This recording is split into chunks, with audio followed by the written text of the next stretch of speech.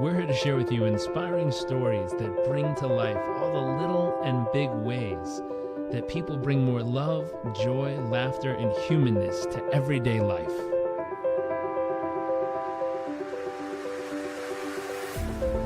Our focus is the hunt for those little moments that refuel the human soul and reminds us what life is really all about. I invite you to sit back, enjoy the moments, enjoy the stories, the adventures, and the journeys.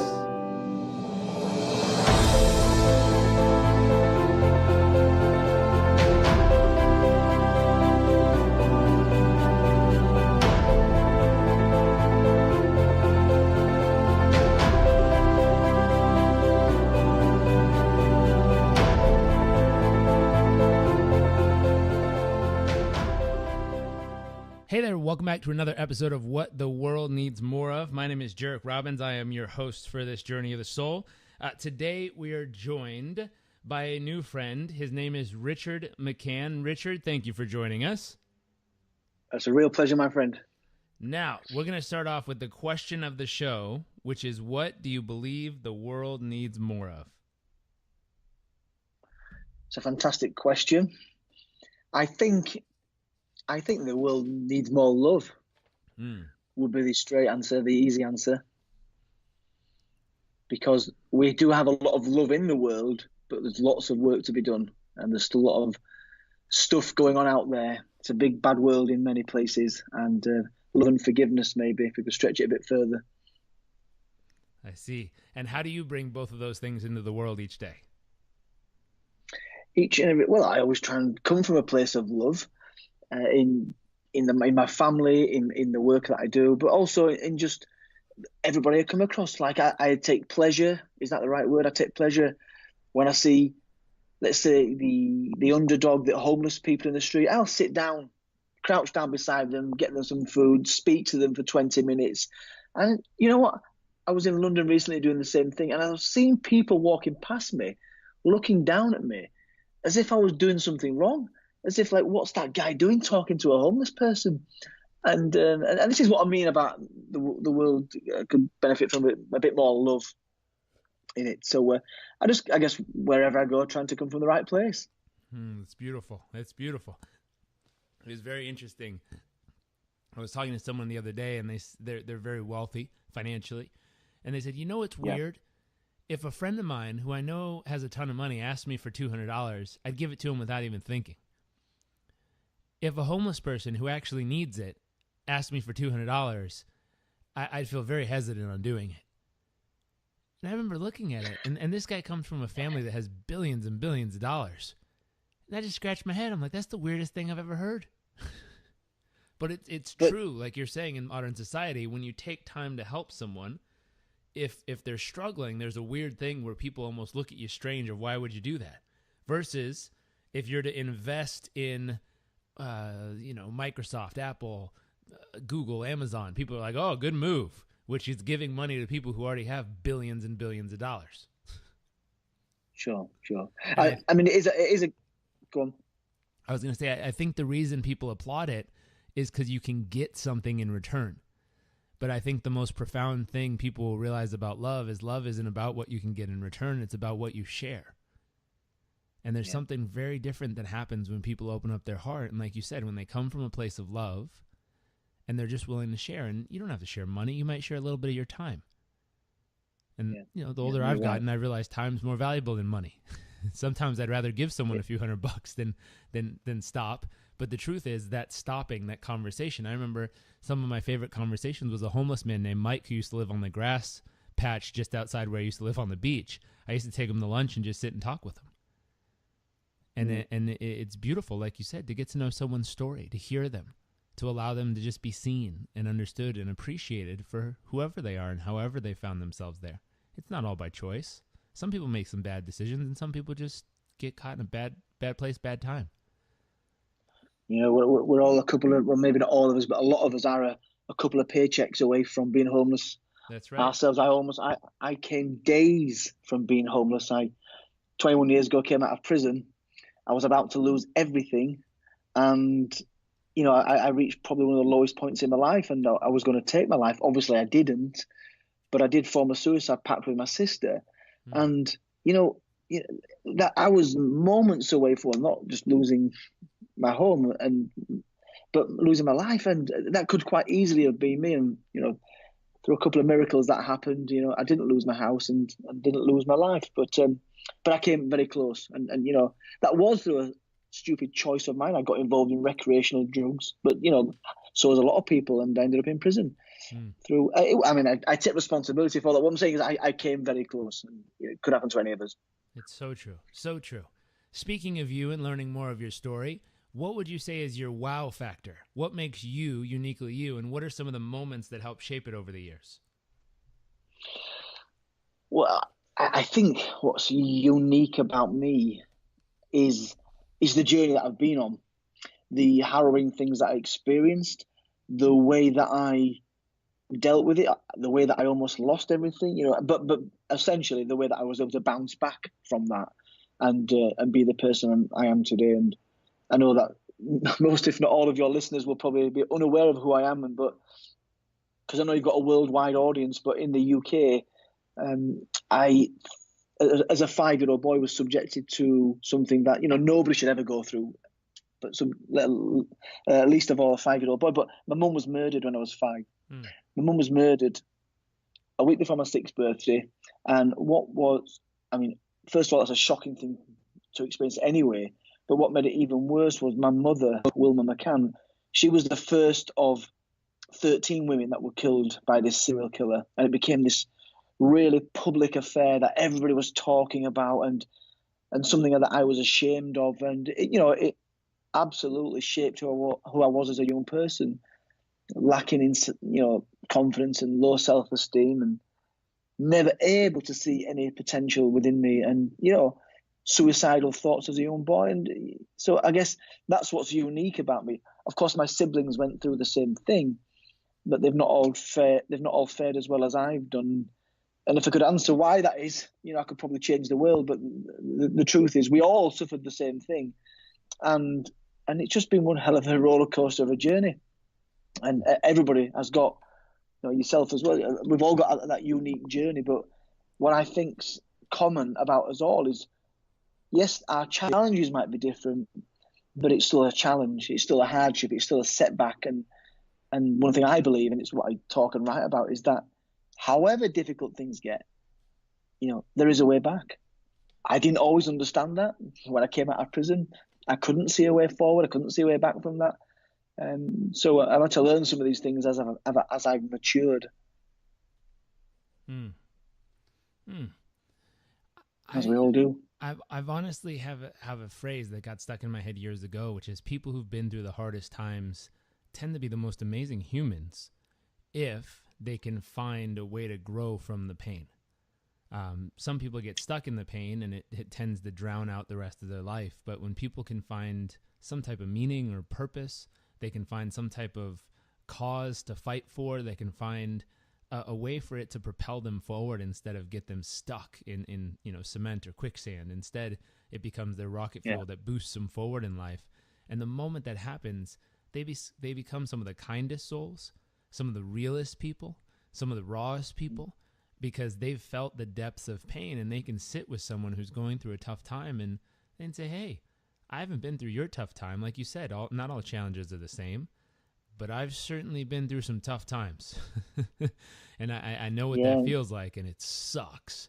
So here, I can't tell you everything's going to be okay or perfect, but I can tell you it'll get better eventually. So let's do this. And there's something very special about that. Yeah, absolutely. You mentioned something there. You said when you can find meaning in some of the hardships, some of the setbacks. And I mean, I didn't find the fuel to propel me forward until I became an adult. But as a young boy, and I'm talking about months, weeks after Mum was killed, I applied this meaning to what had taken place. And it's fascinating when I think about it now as a 49-year-old man, is I told myself that Mum had been taken by God away from all the beatings and all the poverty and everything else we were going through. And I told myself that she'd been taken away from all that so that me and my 3 sisters, that we could have a fresh start with my estranged father. And we set up home with him and his new girlfriend. And that thought process, that finding that meaning in that challenge, absolutely helped me deal with what is, possibly the worst thing I've ever been through in my life. Well, it is the worst thing I've ever been through, but I've had a couple more that came close as well. But yeah, it's that the meaning that I apply to these things that have helped me through, and maybe it's that ability to find the meaning that my sisters didn't have, and didn't allow them to see through it or see beyond it and find a way back. And what was that meaning for you? What's the meaning that you've associated it back then, and what's the meaning that you maybe associate as of now?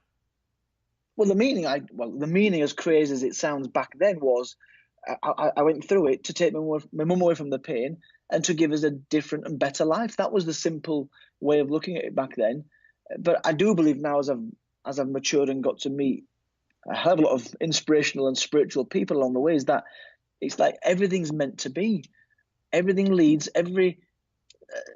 Steve Jobs did an incredible presentation years ago about joining the dots. And when I look back, and I now as a man, and I join the dots, and I look at them, and it's like, if, for example, my mother was not murdered when I was a child, I would have not gone on to have the journey that I have had, and I wouldn't have met my wife when I met her, and I wouldn't have had the children that I've now got. So I know that my children exist. These specific children exist because my mum died in the way that she did. And when you put that kind of approach and you look at life with those kind of glasses on, it just makes it a whole lot more acceptable when you look at those setbacks, those job losses, those divorce, the redundancy, the business that never worked out, whatever it may be. It leads you somewhere else as long as you're open to that. So powerful. It's so powerful and so true. Here's a question, and it might sound odd because you've shared so many things so far, but what's a moment in your mind that would qualify as a moment that made you feel incredibly humble?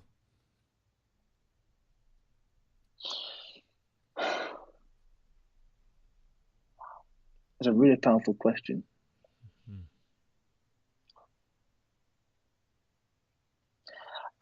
I don't know. I can quickly point to any one single moment that makes me feel humble. I felt humble last night. I spoke, my last presentation of the year was last night, and I spoke in a prison.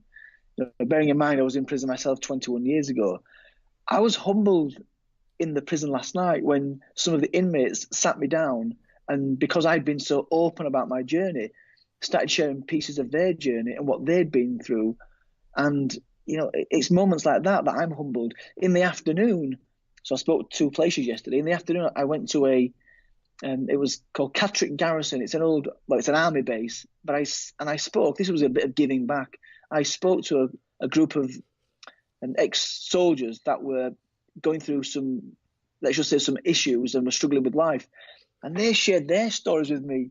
But what humbled me is when they started saying, you know what, I'm going to accept this offer of help that's been given to me, because for a lot of them, they don't want to accept the offers of help and maybe see it as a weakness. But I'm humbled when I hear things from them and that they're now going to accept that what's been offered to them. So I get it all the time. So I can't pinpoint one single moment where I'm humbled, but I think I've had a moment throughout my entire journey when people share their stories with me.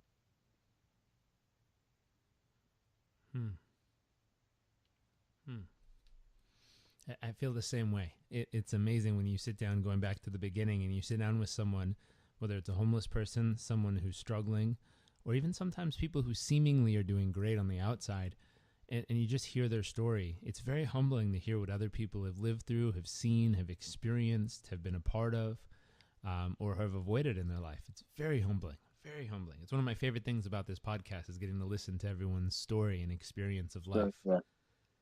Here's my next question. And there are something. Yeah, go on. What's an awe-inspiring moment you've experienced? The moment that left your jaw on the ground, just in pure state of awe. Well, there's been some, I guess, professional moments that have had me feeling like that. But I think for me, the first thing that springs to mind is that feeling I had when each of my children were born. I never, I've had a really turbulent life, including many, many failed relationships. I never dreamt for a moment I would ever have children. And when my first child was born, Sky, I saw her, and it was just an absolutely magical moment.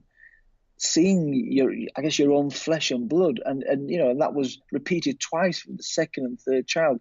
That, well, it's just evidence that we as human beings are miracles. The way that we can create life in the way that we do is just wow. That is a wow moment. And as a child growing up, I never thought about that, but no, as a parent myself, I really appreciate that. I also really appreciate how difficult it is to be a parent. I gave my dad a hard time in some of the books that I wrote because he was a bit of a brute.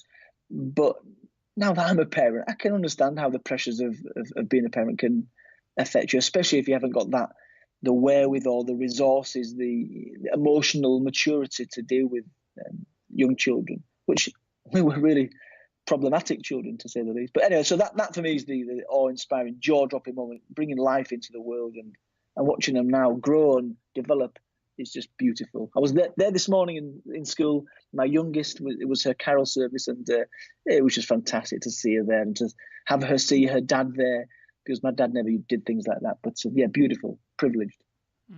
So beautiful. What about your greatest fear? Oh, my greatest fear. Well, I guess as a parent, and I don't know if you're a parent yourself, but Jarek, but as a parent, I guess one of my biggest fears is for them to come to some harm. Maybe them waking, or me going to wake them up and they're not there, or I think because I've experienced some of the darker side to life, I know that there's bad things that can happen. And I think when that does happen to you as a child, I think sometimes you can exaggerate some of the things to be fearful of. So, I really do. I have tried my best to educate my children about what life can be really like out there. Maybe I've gone into too much detail about that, but I want to keep them safe. So I think that, I have to say, was probably my biggest fear. But I think second to that would be not feeling secure.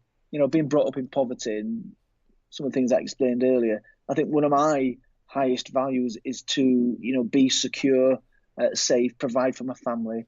And, as I've explained when I came out of prison, we live in a very uncertain world, and it can change in an instant. So I guess that's also a fear of mine that lingers. And I think that's what propels me forward to try and succeed in life and succeed in whatever I'm doing, just so that I don't go back to where I was as a child. Powerful. What are you most excited about for your future? Oh, I think watching my children grow up, but I'm excited just to get up every morning and to be able to breathe in the air and walk around, having had so much hardship in the past and knowing how fragile life can be. I'm just happy to be alive. So I'd say an interesting thing, my daughter said to my wife a few weeks ago, she said, when she put her to bed, she said, "Mommy, I'm so excited about tomorrow." And my wife said, "What's happening tomorrow?" She said, "I don't know yet." And I think that is a beautiful place to be. Isn't that beautiful? What a great place to live. Positive expectancy of the future every day without even knowing what's going to bring the greatness into your life. Yeah, absolutely. It sounds like you've done a beautiful job at fathering and parenting together with your wife there. The interesting part is there was a research study done recently. The youth, it's the first time in history where the youth believe that the future is going to be worse than the past, because they think we're at a peak of how good things can get as a country, world economy, blah, blah, blah. So how beautiful to train a little one to start from so young to know that tomorrow can always be more beautiful than today. Yeah, absolutely. Absolutely. I think because of what you've just said there, I think that's why it's so important to educate our young people, or anybody we come into contact with, for that matter, to be grateful for what we've got, to be grateful for what's happened, grateful for, or in my case, sometimes grateful for the hardships, because they can often equip you with that empathy that you may not have had you not been through those hardships. In fact, just right now, I'm going through some. My sister just a few weeks ago, end of October, was diagnosed with terminal cancer. She's only got a few months to live, and there's no way back from that apart from a miracle. And we are grateful that she's alive right now. We can say goodbye. We can enjoy Christmas with her. So, and yeah, I guess that mindset, that positive outlook, which I had when Mum died, I'm needing it right now, and it's a great thing to draw upon right now. Okay, we're going to switch gears to the second segment of the show. We call this the nuts and bolts. This is the tactical, tangible, practical, applicable, immediate advice type section where people can immediately apply what it is that you're sharing with them. So our very first question is, where do you currently focus the majority of your thoughts and time and life each day as of right now? I focus my thoughts on the future, and that may be wrong. And a lot of people say you should focus on the right now. Because of that desire to ensure that I'm secure, my family is secure. Yes, I mean, the right now is taking care of itself as far as I'm concerned. But as far as my professional side of life is concerned, I'm focused on the next thing, the next piece of work, the next piece of thing that will give me what I want, which is security. So I guess that's where a lot of my focus is. But I don't go out there desperate for security. Like my daughter, in fact, I expect it to go well. I expect to have a good year, a good week, a good month. I expect that to happen, and the universe tends to supply it. Powerful, powerful. I heard it said, actually, my dad shared this with me. He says, people who are depressed, hopeless, frustrated, upset, lost, tend to focus on the past, and specifically on the past, the things they cannot control. Stuff that's already happened that there's nothing they can do about. And that upset them. And when they focus really strong on the past things that they can't control, they tend to feel like crap all day. He said people who are happy tend to focus right now in this moment, this very heartbeat, this very breath, this very moment. And they feel grateful for it. They just feel grateful that the heart's still ticking. They feel grateful that there's a full breath in their lungs, and realize that many people every single day lose that opportunity to have a heartbeat and to have breath in their lungs and to be able to see and feel and touch. And so they're just grateful for this moment right now. And people who are excited, determined, focused, people who fall into the category of entrepreneurs, they tend to focus on the future and what's possible. And that keeps them driven to keep going. And so those people tend to be excited and passionate. The ones who are happy tend to just focus on the now, and the ones who are upset, depressed, hurt, fearful, and all that jazz focus on the past and what they can't control. And so it sounds like you've done a beautiful job at, like you said, right now it's taken care of. Life's good. You're great. You're already grateful for the breath in your lungs. You said it earlier. It's one of the first things you said. But where your focus now is really on the future, and excited to turn that into reality to provide that security for yourself and your family. It's beautiful. Here's a question. What's a key to your success in all that you do? Well, there's many things. I was going to say mindset there. I mean, that is what I speak about. I speak about this I can mindset. But I think one of the keys to my success, if I think about the number of successes that I've had, is courage. I think courage, not to be confused with confidence. When I wrote my book in 2004. That took some guts. I'd lied about my life up until that point. I didn't tell anybody about my mother. I came out of prison and I lied to my employer. I did not tell him I'd been to prison. But in my book, which incidentally came about because my sister stabbed a boyfriend, another setback, but it kind of led to me writing that book. That took, weeks and weeks of sleepless nights. Am I doing the right thing? Is this going to harm my future career prospects? But I found the courage. I actually asked myself, what is the worst that could happen? It cannot come anywhere close to losing my mum to a serial killer. It just can't happen. So I did it. What was it? Susan Jeffers wrote a book, Feel the Fear and Do It Anyway. And I read that book many, many years ago. And I think that's exactly right. And it's one of the things that's helped me. Going back to my teenage years, despite my lack of confidence, I did enter the public speaking competition at school, and I won that competition. And it took some guts to enter because I had a lack of confidence, and the very thought of getting on stage filled me with dread, as it does for many people. But I didn't find the confidence. I found the courage, which means doing it despite feeling uncomfortable. It's not a coincidence that I did that, and I've just done my 2,500th presentation. There's a relationship between finding that courage back then, planting that seed, and letting develop throughout the years and be the person I'm today. And courage, I think, is the answer to that. I love it. And so our final question is, what's one actionable tip that can help others achieve and experience the kind of success in their life that you've created in yours? Well, obviously we've all got our own journey, We've all got our own individual dreams and ambitions. So it's hard to tell or give something that would be relevant to everybody. But I think I'll go back to my last answer, which is to do the scary stuff, to write the book, to leave the job that you can't stand, to set up your own business, to take that leap of faith and find that courage. I think that is the thing that anybody can benefit from, whatever that may be. Taking your life, your business, whatever, to the next level requires courage, and it's something you can do right now. If it means just going up to, for some people, in fact, yesterday, the audience that I spoke to yesterday, finding the courage would mean leaving the building and just walking down the path. That's how affected they were by their past. So it's obviously courage will mean different things to different people, but I think that's the answer I would give. It's powerful, and I love it. I love it. It's so applicable in so many areas of life. So if people want to know more about the I Can mindset, if they want to know more about your book, if they want to learn more about all that you're up to, where can they go to find you? So my website, which is richardmccann.co.uk. McCann is MCCANN.co.uk. So Richard, RICHARD, it's then MCCANN.co.uk.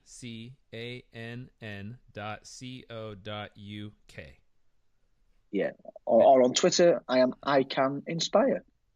Twitter's I Can Inspire. We'll make sure to include all the links in our show notes. So go to the show notes, click the links, go find them online, be inspired, be connected. And Richard, thank you again for joining us. An absolutely real pleasure, my friend. Thanks for having me on the show. Now, for everyone tuning in, if you heard something that you know, a family, a friend, a colleague, someone needs to hear, we believe that sharing is caring, and we love people who share. So make sure to share it with someone you care about today. And I look very much forward to seeing y'all next episode.